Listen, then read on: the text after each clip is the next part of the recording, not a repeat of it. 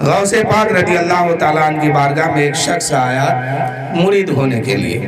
غوث اعظم نے ان کو مرید کرنے کے لیے جب ہاتھ بڑھائے تو غوث پاک نے کہا کہ توبہ کرو کہ آج سے جھوٹ نہیں بولوں گا۔ اس نے توبہ کیا۔ پھر غوث پاک نے فرمایا یہ کام نہیں کرو گے، یعنی جو غلط کام ہے ان کاموں سے توبہ کرائے۔ آخر میں غوث پاک نے فرمایا کہ توبہ کرو کہ آج سے میں چوری نہیں کروں گا۔ انہوں نے فٹ سے ہاتھ کھینچ لیا، کہا کہ حضور ساری بات آپ کی مجھے منظور ہے، لیکن میں چوری کرنا نہیں چھوڑوں گا۔ آپ کو مرید کرنا ہے تو کیجئے ورنہ میں جا رہا ہوں۔ غوث پاک نے دیکھا اچھا میری بارگاہ سے بغیر ہدایت لے کے یہ واپس جا رہا، تو غوث پاک نے فرمایا دیکھو چوری کرنا تو غلط کام ہے، میں اجازت تو نہیں دوں گا، چلو تیری بات کچھ دیر کے لیے مانتا ہوں لیکن میری بھی ایک شرط ہے، تم مان لو۔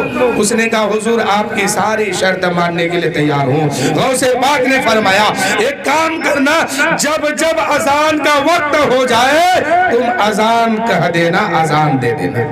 اس نے کہا حضور منظور ہے۔ اب غوث پاک نے مرید کیا، اس کے بعد وہ شخص گھر گیا۔ اب گھر میں صبح اذان، شام کو اذان، ظہر عصر مغرب ہر وقت اذان ہی اذان دیتے ہیں۔ ان کی بیوی کہنے لگی کچھ دن کے بعد ارے خالی اذان ہی دو گے کہ چوری بھی کرو گے، گھر میں کھانے کے لیے کوئی چیز نہیں ہے۔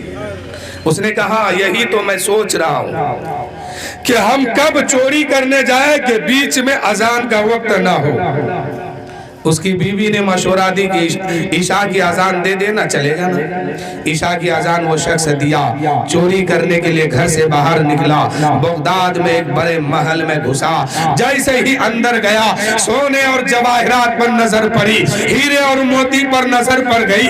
اب وہ انسان کیا کیا، دھیرے دھیرے جو ہے اپنے بوری پہ اس کو سمٹنے لگا۔ سمٹتے سمٹتے رات ختم ہو گئی، صبح کا سفیدی نمودار ہو گیا۔ وہ شخص جو ہی اپنے سر پہ لاد کے باہر آیا ہے، دروازے سے باہر ہونا تھا، یاد آ گئی بات کہ غوث پاک سے میں نے وعدہ کیا تھا کہ جب اذان کا وقت ہوگا ہم اذان دے دیں گے۔ فجر کا وقت ہوا، اس نے بوری کو سر سے نیچے اتارا ہے، اذان کہنا شروع کر دیا ہے۔ اتنے میں گھر والوں نے جاگ گیا اور گھر والوں نے کہا اللہ اکبر اللہ اکبر، ایک اللہ کا نیک بندہ ہے، ایک اللہ کا برگزیدہ بندہ ہے، ایک اللہ کا محبوب بندہ ہے جو آج تبلیغ کے لیے میرے گھر میں آ گیا ہے۔ وہ لوگ جلدی سے گھر سے باہر نکلتے ہیں، وضو بناتے ہیں۔ اب اس چور کی نظر پڑ گئی کہ گھر والے جاگ چکے ہیں، گھر والے بیدار ہو گئے ہیں۔ اس نے کیا کیا، ہو سکتا ہے کہ گھر والے کہیں گے نماز پڑھاؤ۔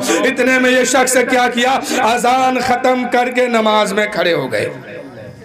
ادھر گھر والا وضو بنا کر کے مصلی پہ آ کے بیٹھ گئے، ان کی سنت نماز پوری ہو گئی۔ گھر والوں نے کہا حضرت آپ امامت فرمائیے، ہم لوگ جو ہے تکبیر پڑھتے ہیں۔ غوث اعظم کے وہ مرید کہنے لگا جو کہا تھا کہ ہم چوری کرنا نہیں چھوڑیں گے، ادھر بغداد میں غوث پاک ہے، اپنے محل میں ہے، مسکرا دیتے ہیں۔ مریدوں نے پوچھا حضور آخر کیا وجہ ہے، اچانک آپ مسکرا دیتے ہیں؟ غوث پاک نے فرمایا او میرے مریدوں سنو، وہ جو چور تھا میری ایک شرط مان کر کے آج وہ پھنس گیا ہے، اللہ جانے وہ کیسے نکلے گا۔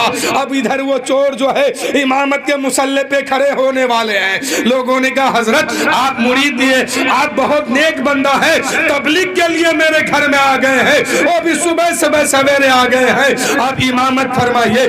انہوں نے کہا بھائی میں چور ہوں، چور آج سے پہلے کبھی نماز نہیں پڑھی تھی، آج سے پہلے میں کبھی امامت نہیں کیا تھا، آج میں امامت کیسے کروں گا، اب تک تو میں چوری کرتا تھا، میں چور تھا۔ اس نے کہا حضرات آپ بچنے کے لیے ایسا کرتے ہیں اس لیے کہ اللہ کا اپنے ایک بندہ ہے، تبلیغ کے لیے میرے گھر میں آ گئے ہیں، میرے دروازے پہ آ گئے ہیں۔ اس چور نے کہا نہیں بھائی دیکھو میں تمہارے گھر سے سامان چوری کر کے لے کے جا رہا تھا، تمہیں یقین نہیں آتی ہے، دیکھ لو اس میں۔ لیکن وہاں کے لوگوں نے کہا نہیں ہم اس بات کو تسلیم نہیں کریں گے، آپ امامت فرمائیے ورنہ سورج نکل جائے جائے گا، نماز قضا ہو جائے گی۔ اتنے میں ایک مرید جو ہے، اتنے میں ایک شخص جو ہے کھڑے ہو کے تکبیر کہنا شروع کر دیا۔ ادھر چور مسلح پہ کھڑا ہو گیا، جو ہی نیت کی اللہ اکبر، وہاں کے لوگوں نے بھی نیت کیا ہے۔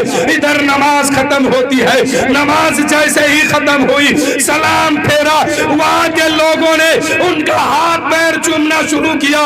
ہاتھ پیر چومنا ہی تھا، وہ چور جو ہے غوث اعظم کے دربار کے طرف کھڑے ہو جاتے ہیں، وہیں سے ہاتھ باندھ کے کہتے ہیں واہ میرے غوث، میں مان گیا آپ کی کرامت کو، آپ کی میں ساری بات مان لیا، میں نہیں پھنسا، ایک بات مان کر کے اس طرح پھنس گیا، اس طرح پھنس گیا کہ یہاں کے لوگ میرے ہاتھ پیر چومتے ہیں۔ اے غوث پاک، ایک وقت کی نماز میں نے پڑھا ہے تو یہ مرتبہ ہے، یہ مقام ہے، اگر پانچوں وقت کی نماز پڑھوں گا تو میرا مرتبہ کیا ہوگا، میرا مقدر چمک جائے گا۔ اے غوث پاک، آج سچے دل سے ہم وعدہ کرتے ہیں کہ آج سے ہم مر سکتے ہیں لیکن کسی ٹائم کا نماز نہیں چھوڑ سکتے ہیں، اس لیے نماز میں یہ برکت رکھی گئی ہے۔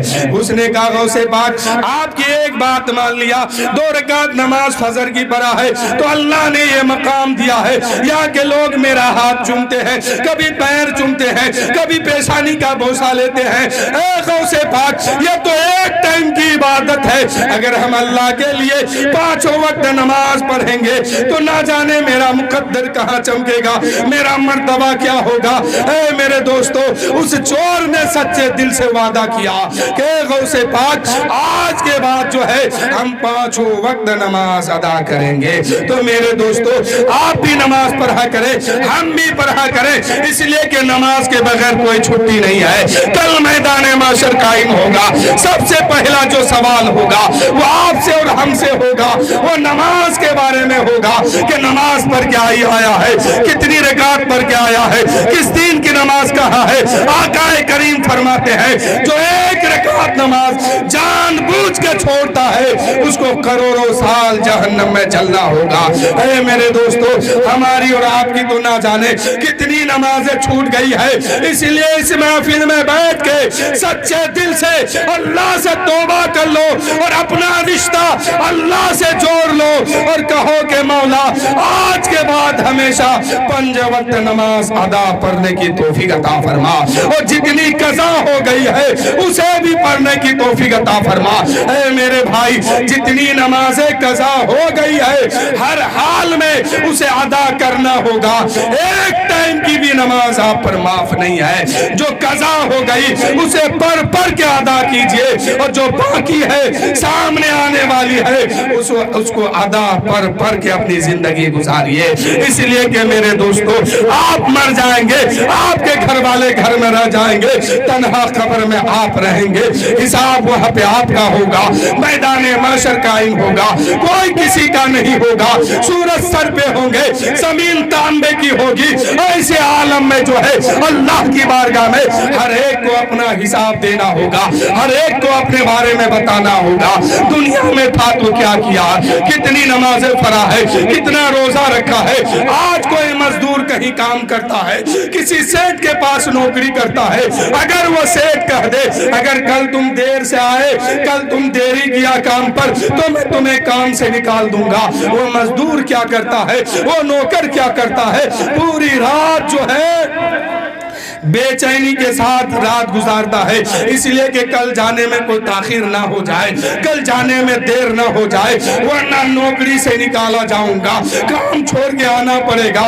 اے میرے دوستو، 10,000 کی نوکری پر اگر سیٹ آپ سے کہتا ہے کل اگر دیری کیا تو میں تمہیں نوکری سے نکال دوں گا، وہ خدا رحمان ہے، وہ خدا کہتا ہے اے میرے بندے جتنی نعمتیں لینا ہے لے لے، لیکن نافرمانی کر کے آئے گا تو تمہیں جہنم میں جلاؤں گا، نافرمانی کر کے آئے گا دوزخ میں ڈالوں گا۔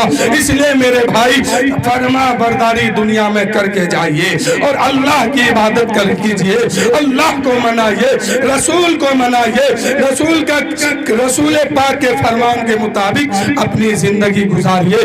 اللہ تعالیٰ کی بارگاہ میں دعا ہے کہ مولا تعالیٰ ہم سب کی خطا کو، ہم سب کے گناہ کو اپنے حبیب حبیب کے صدقے میں معاف فرما دے اور اپنے حبیب کے صدقے میں ہم سب کو جنت میں اعلیٰ سے اعلیٰ مقام عطا فرما دے.